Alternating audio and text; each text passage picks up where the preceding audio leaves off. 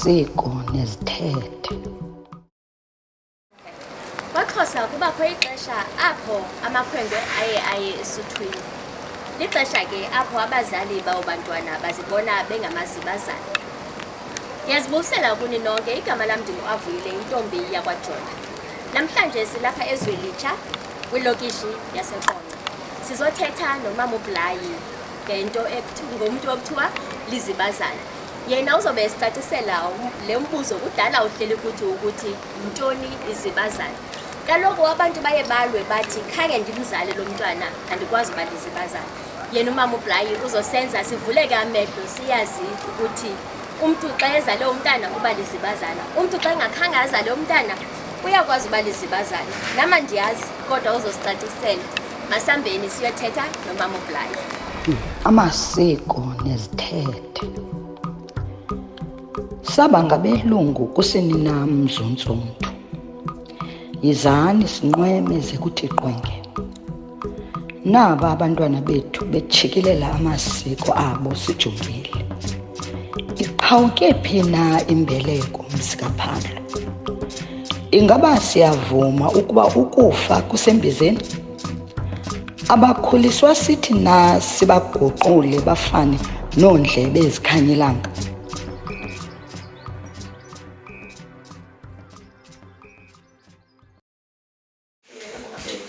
Mama, bengicela nje usicacisele ukuba ungubani khuzazise nababukeli bakwazi. Ndiyintombi yakwaGcina. Ndizalwa nguMambathane. Ikhaya liseNcemerha kwindawo ekuthiwa kusePiltoni Ezizeni. Ndinguloyiso igama lam. Kodwa xa ndibizwa elalini uyawufika kukhalwa ngoNolungephi. Ndiyintombi yakwaStirimani. Ndabonwa ke lisoka eMaloweni eNdevane kwaBlayi. Ndingumama ke onabantwana ababini, Ithole eleliduna kunye nentombazana. Inkosi. Hayi ke kumnandi ukwazi ke mamgcina. Nalo nikwazi esimama uBlayi. Okay ke baba, masingene. Yes. Khawusicacisele ngalomuntu kuthiwa lizibazana. Umuntu onjani lo? Sisi izibazana ngumama wenkwenkwe eyolukayo, lenkwenkwe eza kusuka ebukhwenkweni iye ebudodeni. Lizibazana ke xa ebizwa kuba kaloku ngoku kukho izinto ezininzi ezizawutshintsha. Lo mntu ke ngenxa yokokuba namantombazana ayakhulelwa abafumane abantwana abangamakhwenkwe. Ewe yayizintloni ngaphambili into yentombazana ekhulelwayo, apho ke kwawufumanisa okokuba uzawuthi lo ntombazana xa isoluka lo mntwana wakhe oyinkwenkwe, yonke indaba yobuzibazana isetyenzwe ngumama wakhe. Kodwa kweli xesha lethu amantombazana akhoyo aneqhayiya ngabantwana babo abangamakhwenkwe. Izibazana ke ngoku nguye nabani na othe wazala ithole eliliduna azawuthi ke ngoku ngale mini umntwana oyinkwenkwe esoluka abe naye etshintshile konke ukwenza kwakhe.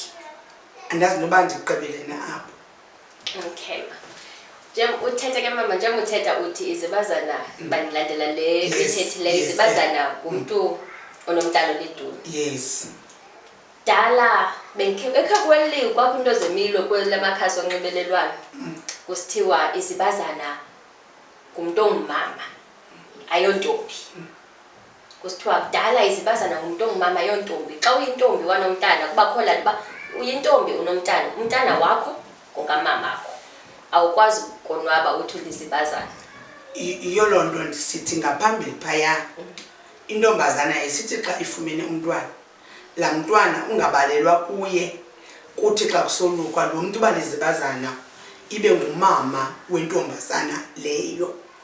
Kodwa ke ngenxa yokutshintsha kwamaxesha, ngenxa yokuguquka kwezinto, abantwana abangamantombazana banebhongo neqhayiya ngabantwana babo. Uye afune ukudlala indima yakhe, ubone into yokokuba ke ngoku le ndima yakhe afuna ukuyidlala. Kaloku aba bantwana bakudala wayesithi umama wakhe akuba elizibazana endaweni yale ntombazana, suka umntwana athi nca kumakhulu wakhe, athi mama naxa embiza, angathi mama koyena mama wakhe oyile ntombazana. Ngoku ke amantombazana eli xesha abona okokuba le nto inako ukohlula uqhawula imbeleko phakathi komama nomntwana wakhe, bayithathela kubo ke ngoku. So bayavumeleka ke babe ngawo ke amazibazana, kodwa umuntu eqinisekile okokuba uza kuyilandela imiqathango yokuba lizibazana ngola hlobo oomama xa besenza ngayo. Siyabuva ke mama, siyabuva Thumakazi. Linxiba njani elizibazana? Izibazana linxiba ngokundilisekileyo, manditsho kuqala. Linxiba ngokundilisekileyo. Sisebenzisa izishweshwe, sisebenzisa amablowu. Unxiba ke ngohlobo nokuba uyintombazana, unxiba ngolu hlobo loba afake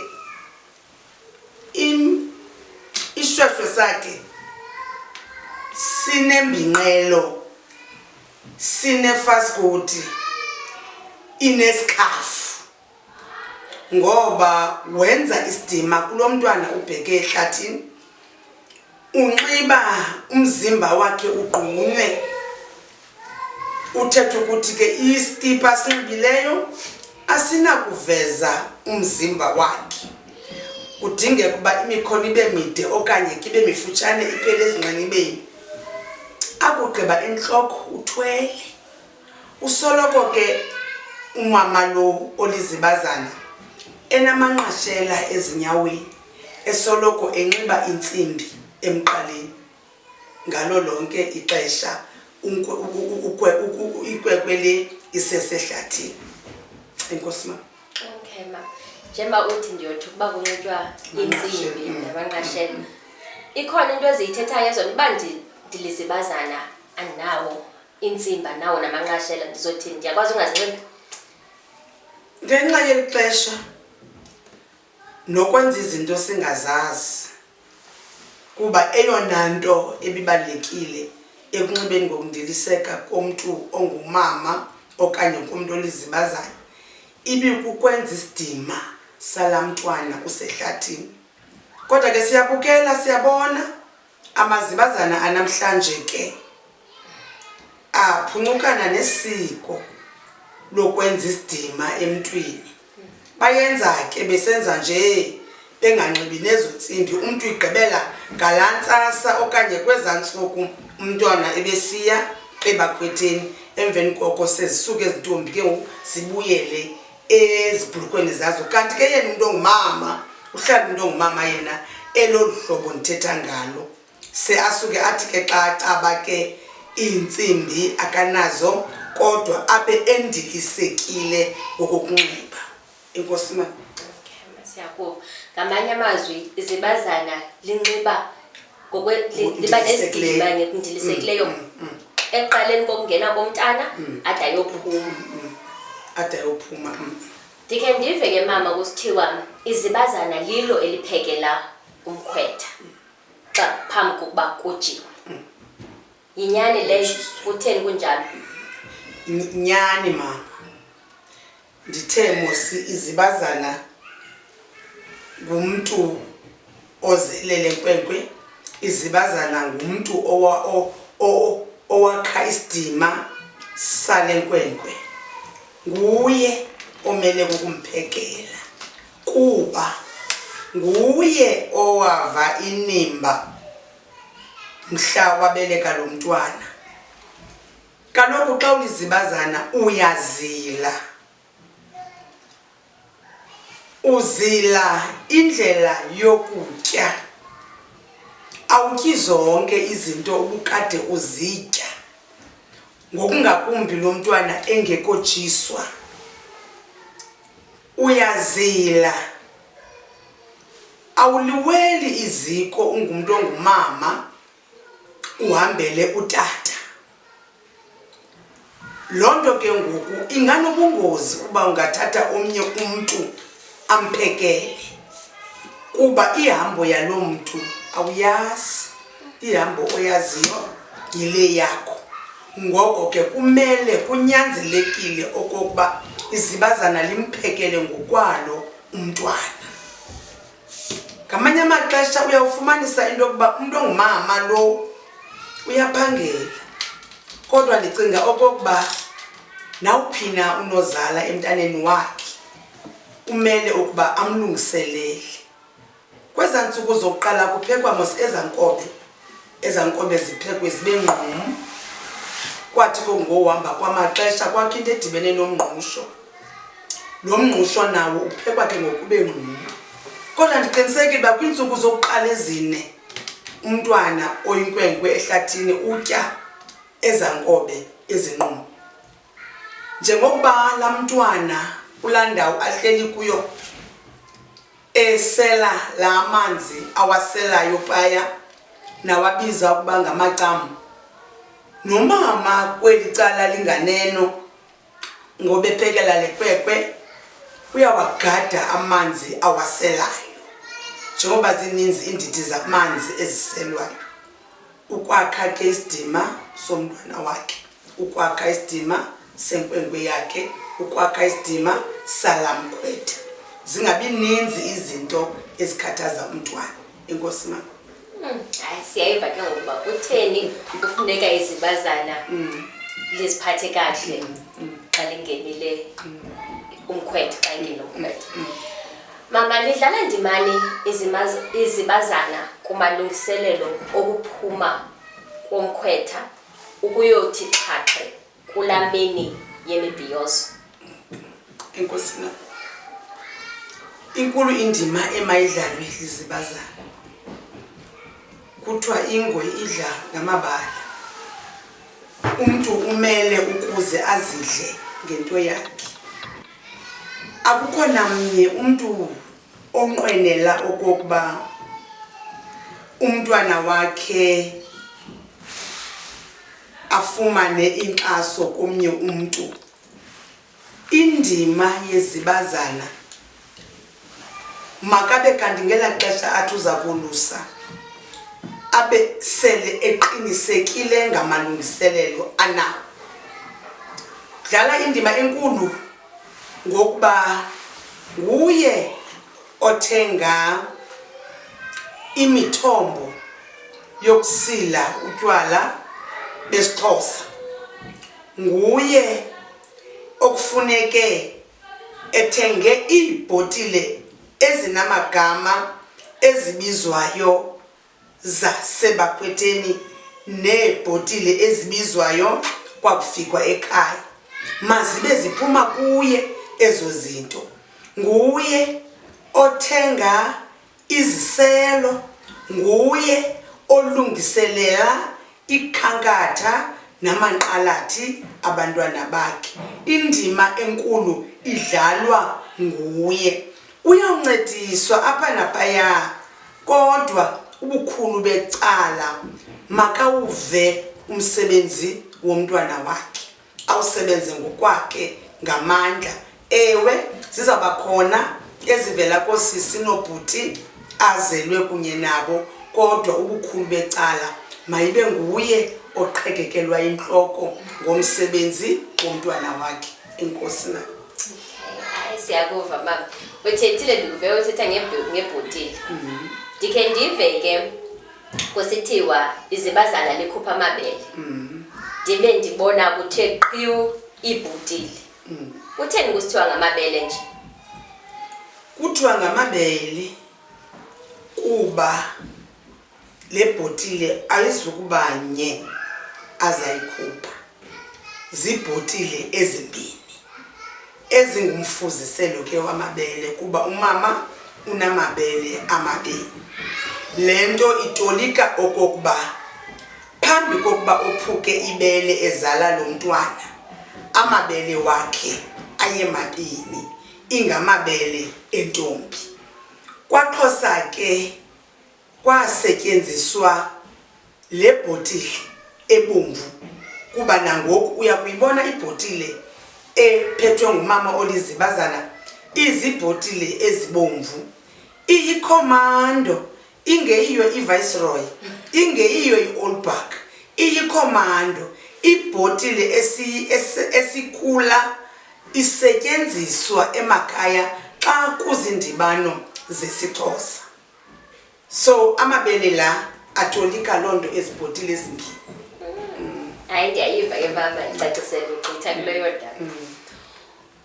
Njengamntu owayekhe walilo mama, wawuziva njani ngoku wayengekho umntana? Wow. Ukuyothi xhaxhe kulaa mini umbona kusiziwa naye? Mama, kubuhlungu. Uyibona phaa xa iqhawuka le mbeleko, xa amadoda emthatha kuwe amxhwile okwekhozi liqhwile intshontsho lenkuku. Imvakalelo yam yayimbi kakhulu. Kaloku mna kuphela komntanam oyindodana. Kaloku mna zininzi izinto esidibene nazo nale kwekwe.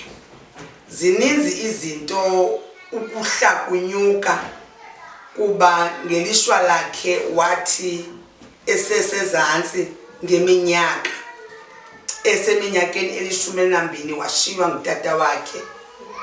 Kwakubuhlungu ndimbona ephuma ngesango lakowabo, amadoda ecula usomagwaza ehamba naye. Kum ngaphakathi yayingathi andinazo iziphakathi ezi zam. Babangacula ingoma abamelwane bam endandikade ndizombela nam ngelalixa nabo babesisabantwana. Andakwazi, akwabikho magama aphumayo emlonyeni. Ndikhumbula ukuba umama uSiwundla nomama uGqeba babethe bathi kum, yintoni ngathi umntana uyokufa, akayikufa, uyokwenziwa kumila kumbi, abuye esezingqondweni zokwazi ukujongana nekhaya lakhe. Kwakubuhlungu kakhulu sisi, kwabuhlungu kakhulu. Ngexesha asebakhwetheni ndakhe andabikho, ndathatha umntakadadewethu okokuba azokumphekela nanjengoko singabaphangeli siyokorekisha. Ndandingaziva ndindim ngelaa xesha ndandikulaa ndawo ndandikorekishela kuyo. Kwakungemnandanga, ndandihlala ngothandaza imini nobusuku. Kaninzi ngemini ndandingabali, ndithandazile. De wandibuza umama uNaku ngobunye ubusuku okokuba yini isitiri usenza ngohlobo uquba ngalo. Ndathi ndiva ubuhlungu kum ngaphakathi, buhlungu obo endabuvayo, endathi xa ndibuya ndabuva obuhlungu ndiyibona indima yenimba. Ndabuva obuhlungu xa ndisiva kusithiwa umntwana wam ebekhe watshelwa libhoma. Yavakala laa ntlungu, ndambona uThixo emncedile umntana wam okokuba kutshe ibhoma kodwa umntwana asinde. Kuba buhlungu kakhulu mama, kubi mnandi, kodwa xa unabamelwane zonke izinto ziyenzeka, naxa unabantu othandaza kunye nabo. Enkosi mama. Yo, hayi abuhlungu mama, but kubakho ke ngoku mama ngalaa mini ke ngoku le umbona ngayo. Yo, hayi ke Kwaxola nje phakathi. hayi ke xa umbona amadoda esiza naye, wow, andiyazi indlela oye uvakalelwe iba ngase uhambe uyokumbamba ngela xesha awunalungelo lokuba uyombamba. Uyalila inyembezi zovuyo, ubonge amathile, ubonge abantu bakowena abaphansi nabantu bakowena abasaphilayo. Ubonisa into yokubana inkxaso ivele kuThixo nakubantu bakowabo. Kuba mnandi kakhulu ke ngalamini inene, ungathi noba unemoto uvele uphumta imoto ngaloo mini, kuba kaloku unemivuyo unemigcobo xa ubona umntwana wakho ebuya, kuba kwilixa elikhoyo abantwana khe bangabuyi nobuyi. Kuba mnandi kakhulu sisenkosi. Nathi ndiyabona ubhizi uzawonwabile. Yo, Nkosi yam. Hayi, uyabona kuba mnandi nyani. Kuba mnandi. Xa siqoshelisa mama, njengaqala,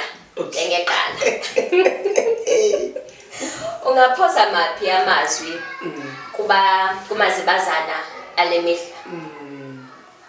Oh, into endingayithethayo okanye izinto endingazithethayo yeyokuba kubalulekile xa ulizibazana ukuzixabisa. Ungangeni kwindawo apho uzawubuya unomkhondo uyothatha imikhondo. Khumbula kaloku uzibazana wawuphuma uhambe ukuba ungumntu othathayo otya ngeglasi uye endaweni zabantu abatya ngeglasi. Mininzi imimo yemdaka ozayirhangula phaya ube usezabuya uzophekela umntwana. Ndingabacebisa uba umntu makazixabise, umntu makancame ngokwala mzuzu umntana sebakhwetheni, ancame konke ukonwaba kwakhe, ajongane nale meko yomntwana wakhe osebakhwetheni. Isidima ngalo lonke ixesha masibe kanti siyinto ebonakalayo kumntu owalusileyo, kumntu ozibiza uba lizibazana. Ukuhlonipha kubalulekile. Hlonipho ibalulekile kakhulu kumntu onizibazana. Masingaboni izenzo, yabona izenzo zona ezingajongwa khona zizona zona. Nokuhamba ukhwaza uqhayisa ngokuba wena wolusile, zizinto ezingadingekiyo ezo, kuba wonke umuntu olizibazana uyaziwa uba uzakhupha amabhongo akhe ngeentsuku zokuqala. Kodwa inene isidima, hlonipho, ukuzixabisa, ezo zinto zidlala indima enkulu. Enkosi mama. Awuqondi mama ukuba into nje endizicingela yona kuba izinto azisafani nakudala. Izibazana kwakwaziwa into yoba ngumntu ongumama uziphethe uziqoqoshile. Ngoku izibazana izawuba ngoAvuyile ndina 21 ndilizibazana. Andiyazi noba ndingathi mhlawumbi umntu kufuneka akha afundiswe phambi uba xesomnyana wakhe usondele kwixesha lokoluka uba uzoba lizibazana ke ntombazana, funeka uziqoqoshe uthi. Ingathi abantu mhla abayifumani le ezemfundiso. Enkosi mthana Sky, ibalulekile loo nto ubona nje. Ibalulekile loo nto. Uba ithuba belinoba khona okanye umthetho unokwenziwa. Ingxaki into ubana kaloku ngoku izinto zijongwa ezifowunini ngoku. Izinto bekumele okokuba abantu bayafundiswa. Kuba kaloku uyafumanisa uba omnye phakathi kwale nto yobana kukho la mantombazana, fumaniseni ubana wayemfumene emncinci lo mntwana, iliqhayiya yonke ke ngoku into. Bayakudinga ukufundiswa kuba kaloku xa ungakhange uyifumane imfundiso, ziba khona izinto ezibonisa okokuba bakhona ingxaki manditsho ebakhona ebonisa into yokokuba sikhona isikolo esingakhange singene. Into ebangela uba inkwenkwe ithi xa izayongena idityaniswe nootata abadala bokumbonisa, ngoba ndicinga uba ibalulekile naleyo into. Ungamthathi umntanakho umsebakhwetheni ungakhange kanti ufundisiwe. Ngexesha umntanakho umane umthumela noba kukubani na omthembileyo, noba kukumfundisi, noba ngutata omdala wekhaya, nokokuba ingcali oyaziyo ingcapepe ekhoyo ekuhlaleni, uyamsa umntana wakho ayofumana amava, ngoba kaloku wena umuntu ongumama yena ungumuntu ongutata. Thina boomama simele ukuze sibe kanti siyadibana noomama asele beyihambile le ndlela okanye abanamava. Basekhona oomama besiXhosa. Iyabaluleka uba mayibe khona indima enjalo. Inkosi ke la ibalulekile. Okay ke mama, ingaba ikhona into engakhange ufuna uyithetha engakhange ndiyinyathele kule mibuzo yam? Hayi, singase nje sivelele oluhlobo ihlobo nje lokunxiba kwakhe ngalamini umuntu ongumama besithemo singokuya unxibile izishweshwe zakhe la mama ngalamini ke ngoku inkulu umama unxibe imibhaco, makayinxibe imibhaco yakhe. Umbhaco wakhe injanjoku ube nefaskoti, ube necebeta, abe nosithyagini wakhe usikhwenkweni, abe nebhayi lakhe elikhulu, iintsimbi zakhe azigaxele, unxiba ke iintsimbi zakhe izicance, anxibe ke nophalaza, usicance ke yilaa ntsimbi iba nkulu apha emqaleni, ezi ntsimbi sizibona ezininzi ezinxitywayo, sisicance esiya ke xa sibizwayo, afake uphalaza wakhe, ugaxele ke nalapha ezingalweni iintsimbi zakhe, amanqashela, uyokoyoko, kuba nendlebe yakhe inecici, icici elilentsimbi, ebusweni uchokozile, umhle uhonjisiwe, uhombele olusuku lwalo mntwana wakhe, istaff entloko usithwele ke ngosiyimibalabala. Angathwala istaff ngolaa hlobo lwakudala, istaff esizawuthi sibe nomsila ngasemva edibanise izitafu ngezitafu. Angathwala istaff esilivili apho sona siba rawonde xa senziwa kuvele yonke laa mibala ke ngoku ihombisileyo phaya. Oh, makabe mhle kakhulu, ezinyaweni ndingayinxiba kiteki ezinyaweni, kodwa ke thina sibomvu sithanda uhamba ngenyawo. Ayibikho into mama kuthiwe fanele unxibe izibazana linxibe umbala othile? Ayikho loo nto leyo? Ihombo yakwaXhosa, enkosi mama, ihombo yakwaXhosa inxityelwa imibhaco emhlophe. Xa sihohomba kwaXhosa sinxiba imibhaco emhlophe, yonke laa nto la mibhaco neengcebeta nozikhwenkweni noontoni imhlophe. Kodwa ke kwezi ntsuku ndiyabona ke kunxitywa imibhaco ebizayo eyimibalabala. Nkosi mama. Noba kufikela kulaa nto yoba izinto zitshitshile, kodwa sithi into yakwaXhosa kunxitywa umbhaco omhlophe namnyama. Mhlophe mos uneepleyiti ezimnyama. Masivale mama. Nkosi mama. Ndifuna nje kuba ndiyayazi bakhona abazobuza into yoba nanku mna ndikhulise umntana kasisi wam, ndinayo imvume yoba lizibazana ne? Unayo imvume. Anti kuthe uphuma esibelekweni umntana uzube lizibazana. Ngokulona ndimkhulisile sena eminyaka 10. Unalo ilungelo kuba lo mntwana umkhulisile, mhlawumbi umama wakhe wasweleka. Unalo ilungelo ulizibazana, unalo ilungelo lokumolusa lo mntwana ube lizibazana lakhe. Nkosi mama. Ndiyakuva ke mama, enkosi kakhulu baba, siyabulela. Hayi ke nizivele ke babukeli, ndithemba ukuthi abantu abazoba ngamazibazana kulo nyaka bafundile lukhulu, bazoyazi izinto ekufuneka bezenzile xa belungiselela abantwana babo xa bezoya esuthwini. Ndim intombi yakwaJola, ndithi sobonana kwakhona kwisiqendu esilandelayo. Cama. Khumbula mzontsundu, eli ixesha lelethu.